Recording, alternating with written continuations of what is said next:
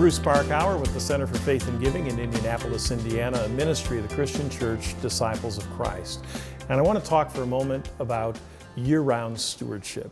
It's a question we often hear about as we're having conversations with wanting to extend the conversation of stewardship throughout the year as to how do we do that and just not wear people out with conversations about money.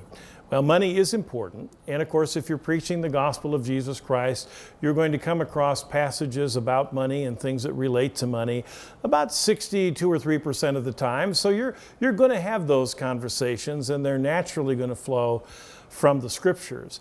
And folks want to have those conversations. They want to know what to do with their money and how it interfaces with their life and gives them meaning and has the power to transform the world. Those are conversations folks are interested in. But aside from just the money talk, remember stewardship is broad-ranging and touches most aspects of our life. So let's think about what year-round stewardship might look like in your church.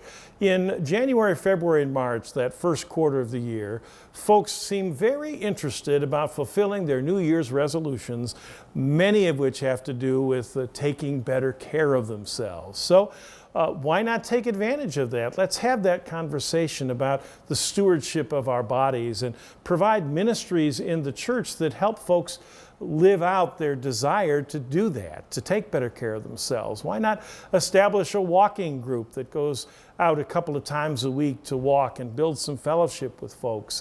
Maybe if you're in a part of the world where the weather isn't very good, you do that at an indoor location and you have a regular time where you meet and you get together. You might also talk about how we eat and think about ways in which we can promote healthier eating in this first quarter of the year. Lots of folks do chili cook-offs this time of year, so why not in that quarter of the year do some healthy eating cooking events? Or if the youth sell recipes or you're putting together a cookbook, why not do it around a Mediterranean diet or a heart-healthy diet? You can use your imagination, but you can find ways to think about caring for yourself, including building rest back into people's schedule and in the church calendar. That's the first quarter. In the second quarter, especially in the northern hemisphere, folks are anxious to get back outside. They want to get their fingers dirty again in the soil and get out and smell the fresh air. So what a great opportunity to talk about earth care.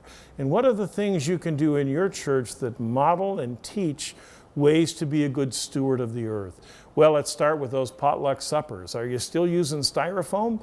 Here's a great opportunity to switch over to compostable materials, or maybe get those old dishes out that the women's group bought in the 1960s with those S&H green stamps, you know, the ones that are down there in the kitchen under a sheet. Pull those out and let's wash dishes again, and let's talk about caring for the earth. Let's plant a church garden so we can give the vegetables away in the community to the folks who need them, and think about that whole local sourcing of things that reduces our carbon footprint. Let's think about recycling, all the ways that we can love the earth, and that second quarter of the year is a great time to engage in that. Now, as we head through the summer and into the fall, that is a good time to talk about money. It's a great time to be inviting folks to participate in personal financial wellness workshops, the places where they can go, and maybe you host them in your church where they can learn more about how to manage their money more effectively. Folks have a lot of anxiety about money. Let's lower that anxiety by giving them some more power over their money with personal budgeting and gaining control of their expenses. And then they'll build the capacity to be able to practice the generosity that we're calling them to do and that they want to do. And of course, the fall is when we move into the church budget time and usually our annual campaign. So let's build a narrative budget. Take the time to do that in ways in which we talk about how money becomes ministry. It's not about line items. It's about changing the world through what the church is doing, how our building is a platform for mission. Well, the fall is a great time to do all of that. And then we get into the winter time, and you know, the time that folks are most likely to visit your church, surprisingly, it isn't Easter, it's Christmas Eve.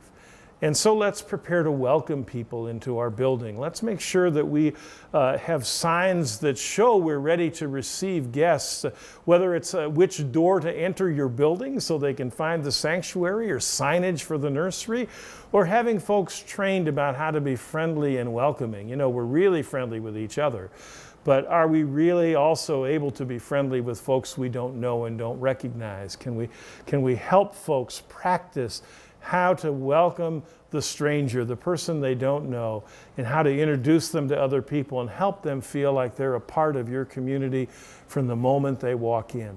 And how well do we know our own story? You know, that's another thing we could do, is spend some time with our own faith tradition. For the Christian Church Disciples of Christ, rethinking what it means to be a part of this unique stream in the river of the Christian faith.